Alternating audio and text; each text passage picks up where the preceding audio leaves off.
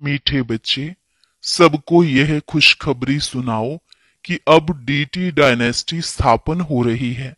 जब voiceless world होगी, तब बाकी सब विनाश हो जाएंगे। प्रश्न: रावण का श्राप कब मिलता है? श्रापित होने की निशानी क्या है? उत्तर: जब तुम देह अभिमानी बनते हो, तब रावण का श्राप मिल जाता है।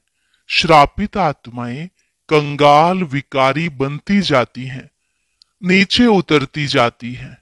अब बाप से वर्षा लेने के लिए देही अभिमानी बनना है, अपनी दृष्टि वृत्ति को पावन बनाना है। ओम शांति। रूहानी बाप बैठ रूहानी बच्चों को 84 जन्मों की कहानी सुनाते हैं। यह तो समझते हो सभी तो 84 जन्म नहीं लेते होंगे। तुम ही पहले पहले सतयुग आदि में पूज्य देवी देवता थे। भारत में पहले पूज्य देवी देवता धर्म का ही राज्य था। लक्ष्मी नारायण का राज्य था तो जरूर डायनेस्टी होगी। राजाई घराने के मित्र संबंधी भी होंगे, प्रजा भी होगी। यह जैसे एक कहानी है कि 5000 वर्ष पहले भी इनका राज्य था। यह स्मृति में लाते हैं। भारत में आदि सनातन देवी देवता धर्म का राज्य था। यह बेहद का बाप बैठ समझाते हैं, जिसको ही नॉलेजफुल कहा जाता है। नॉलेज किस चीज की? मनुष्य समझते हैं वह सबके अंदर को, कर्म विकर्म को जानने वाला है, परंतु अभी बाप समझाते हैं हर एक आत्मा को अपना अपना पार्ट मिला हुआ है। सभी आत्माएं अपने परम धाम में रहती हैं, उनमें सारा पार्ट भरा हुआ है। रेडी बैठे हैं कि जाकर कर्म क्षेत्र पर अपना पार्ट बजाएं। यह भी तुम समझते हो, हम आत्माएं सब कुछ करती हैं। आत्मा ही कहती है यह खट्टा है, यह नमकीन है। आत्मा ही समझती है हम अभी विकारी पाप आत्माएं हैं, आसुरी स्वभाव है। आत्मा ही यहाँ कर्म क्षेत्र पर शरीर लेकर पार्ट बजाती हैं। तो यह निश्चय करना चाहिए ना, हम आत्मा ही सब कुछ करती हूँ। अभी बाप से मिले हैं, फिर 5000 वर्ष बाद मिलेंगे। यह भी समझते हो पूज्य और पुजारी, पावन और पतित बनते आए हैं। जब पूज्य हैं तो पतित कोई हो न सके, जब पुजारी हैं तो पावन कोई हो न सके। सतयुग में है ही पावन पूज्य। जब द्वापर से रावण राज्य शुरू होता है, तब सभी पतित पुजारी बनते हैं।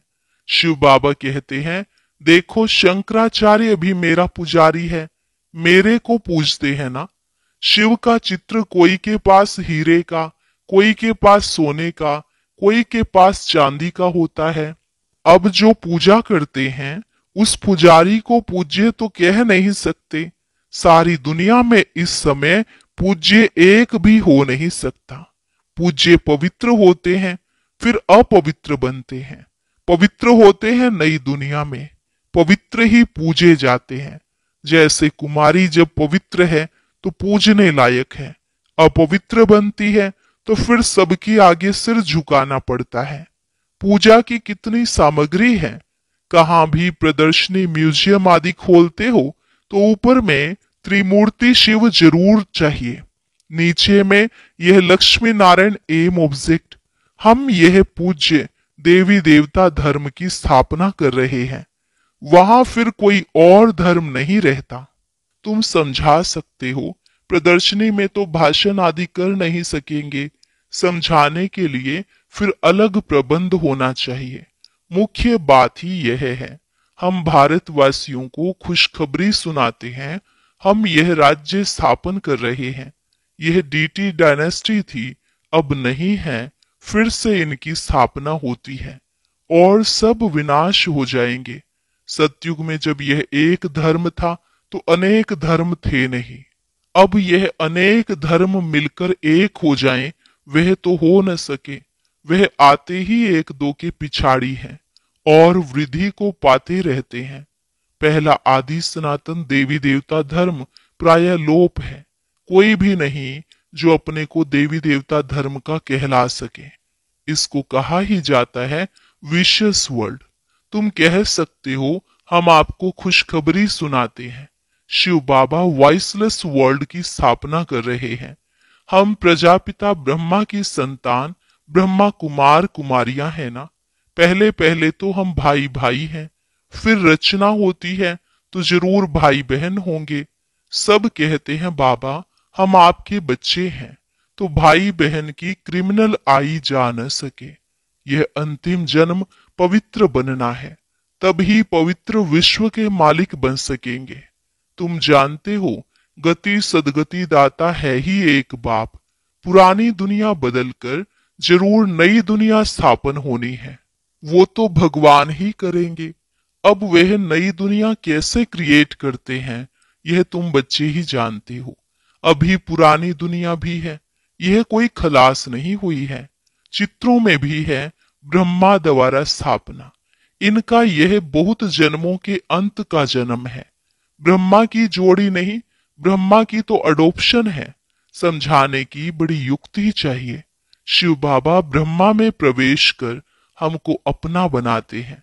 शरीर में प्रवेश करें तब तो कहे हे आत्मा तुम हमारे बच्चे हो। आत्माएं तो है ही, फिर ब्रह्मा द्वारा सृष्टि रची जाएगी तो जरूर ब्रह्मा कुमार कुमारियां होंगी ना। तो बहन भाई हो गए, दूसरी दृष्टि निकल जाती है। हम शिव बाबा से पावन बनने का वर्षा लेते हैं। रावण से हमको श्राप मिलता है। अभी हम देही अभिमानी बनते हैं तो बाप से वर्षा मिलता है। देह अभिमानी बनने से रावण का श्राप मिलता है। श्राप मिलने से नीचे उतरते जाते हैं। अभी भारत श्रापित है ना। भारत को इतना कंगाल विकारी किसने बनाया?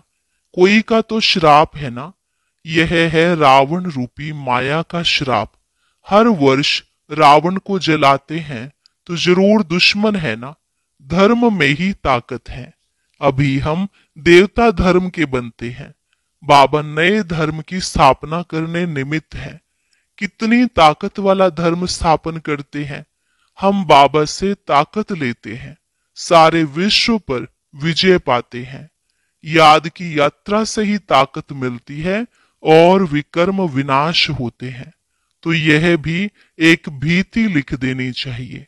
हम खुशखबरी सुनाते हैं। अब इस धर्म की स्थापना हो रही है जिसको ही हेवन स्वर्ग कहते हैं। ऐसे बड़े बड़े अक्षरों में लिख दो। बाबा राय देते हैं सबसे मुख्य है यह। अब आदि सनातन देवी देवता धर्म की स्थापना हो रही है। प्रजापिता ब्रह्मा भी बैठा है। हम प्रजापिता ब्रह्मा कुमार कुमारियां श्रीमत पर यह कार्य कर रहे हैं। ब्रह्मा की मत नहीं, श्रीमत है ही परम पिता परमात्मा शिव की, जो सबका बाप है। बाप ही एक धर्म की स्थापना अनेक धर्मों का विनाश करते हैं। राजयोग सीख यह बनते हैं। हम भी यह बन रहे हैं। हमने बेहद का संन्यास किया है, क्योंकि जानते हैं यह पुरानी दुनिया भस्म हो जानी है। जैसे हद का बाप नया घर बनाते हैं, फिर पुराने से ममत्व मिट जाता है। बाप कहते हैं यह पुरानी दुनिया खत्म होनी है। अब तुम्हारे लिए नई दुनिया स्थापन कर रहे हैं। तुम पढ़ते ही हो नई दुनिया के लिए। अनेक धर्मों का विनाश, एक धर्म की स्थापना संगम पर ही होती है। लड़ाई लगेगी, नेचुरल कैलेमिटीज भी आएंगी। सतयुग में जब इनका राज्य था तो और कोई धर्म थे नहीं। बाकी सब कहाँ थे? यह नॉलेज बुद्धि में रखनी है। ऐसे नहीं यह नॉलेज बुद्धि में रखते दूसरा काम नहीं करते हैं। कितने ख्यालात रखते हैं। चिट्ठियां लिखना, पढ़ना, मकान का ख्याल करना, तो भी बाप को याद करता रहता हूँ। बाबा को याद ना करें तो विकर्म कैसे विनाश होंगे। अभी तुम बच्चों को ज्ञान मिला है। तुम आधा कल्प के लिए पूज्य बन रहे हो। आधा कल्प है पुजारी तमो प्रधान, फिर आधा कल्प पूज्य सतो प्रधान होते हैं। आत्मा परम पिता परमात्मा से योग लगाने से ही पारस बनती है। याद करते करते आयरन एज से गोल्डन एज में चली जाएगी। पतित पावन एक को ही कहा जाता है। आगे चल तुम्हारा आवाज निकलेगा। यह तो सब धर्मों के लिए है। तुम कहते भी हो, बाप कहते हैं कि पतित पावन मैं ही हूं। मुझे याद करो तो तुम पावन बन जाएंगे। बाकी सब हिसाब किताब चुकतू कर जाएंगे। कहां भी मूंझते हो तो पूछ सकते हो। सतयुग में होते ही थोड़े हैं, अभी तो अनेक धर्म हैं। जरूर हिसाब किताब चुकतू कर फिर ऐसे बनेंगे जैसे थे। डिटेल में क्यों जाएं? जानते हैं हर एक अपना अपना पार्ट आकर बजाएंगे। अभी सबको वापिस जाना है, क्योंकि यह सब सतयुग में थे ही नहीं। बाप आते ही हैं एक धर्म की स्थापना, अनेक धर्मों का विनाश करने। अब नई दुनिया की स्थापना हो रही है।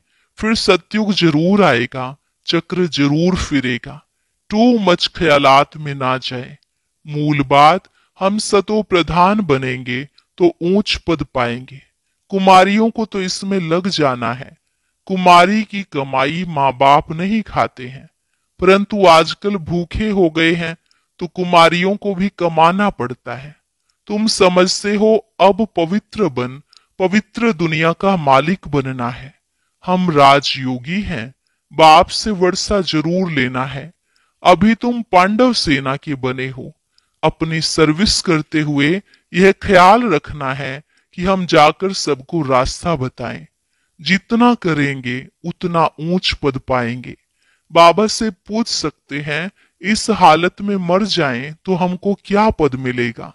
बाबा झट बता देंगे, सर्विस नहीं करते हो इसलिए साधारण घर में आकर जन्म लेंगे। फिर आकर ज्ञान लेवें सो तो मुश्किल है, क्योंकि छोटा बच्चा इतना ज्ञान तो उठा नहीं सकता। समझो बाकी 2-3 वर्ष लगते हैं तो क्या पढ़ सकेंगे?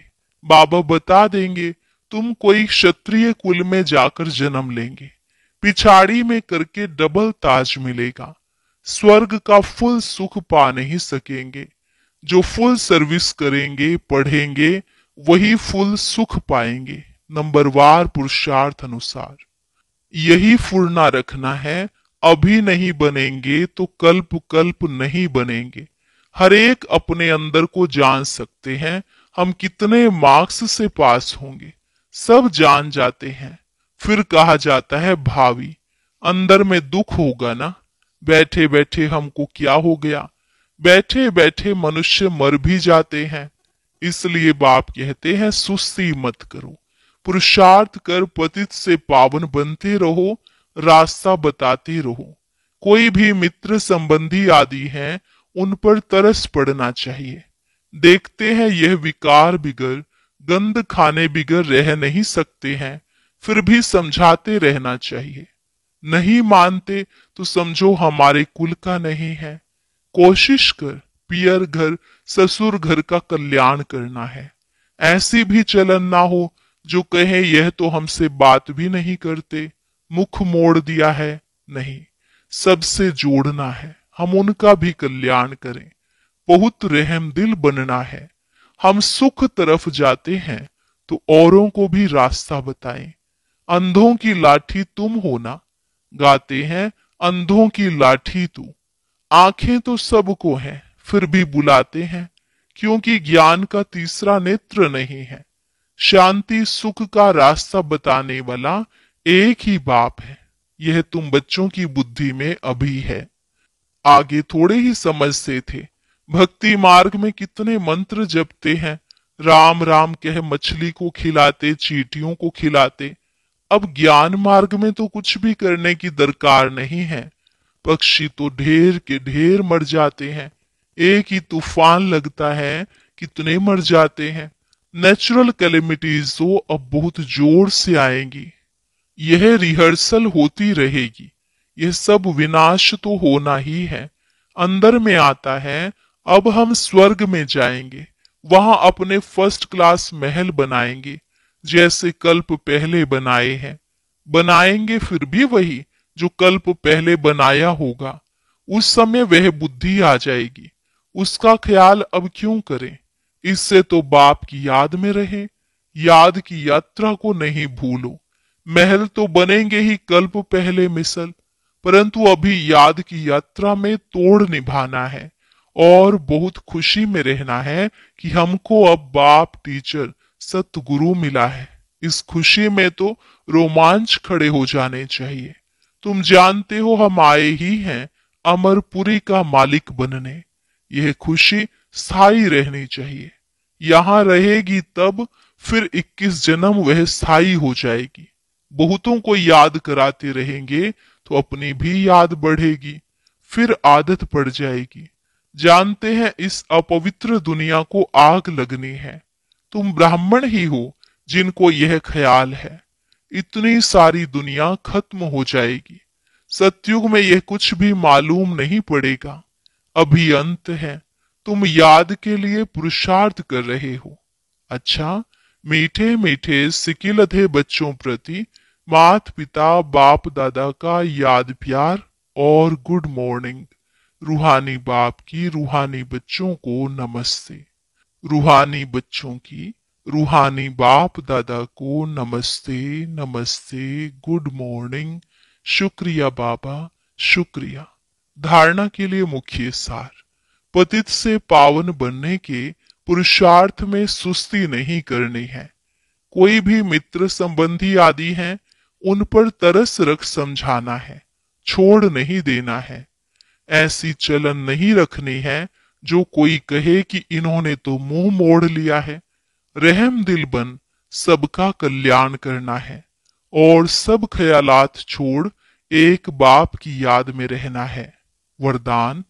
सत्यता, स्वच्छता और निर्भयता के आधार से प्रत्यक्षता करने वाले रमता योगी भव।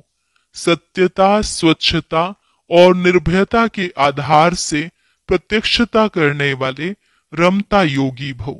परमात्म प्रत्यक्षता का आधार सत्यता है और सत्यता का आधार स्वच्छता व निर्भयता है।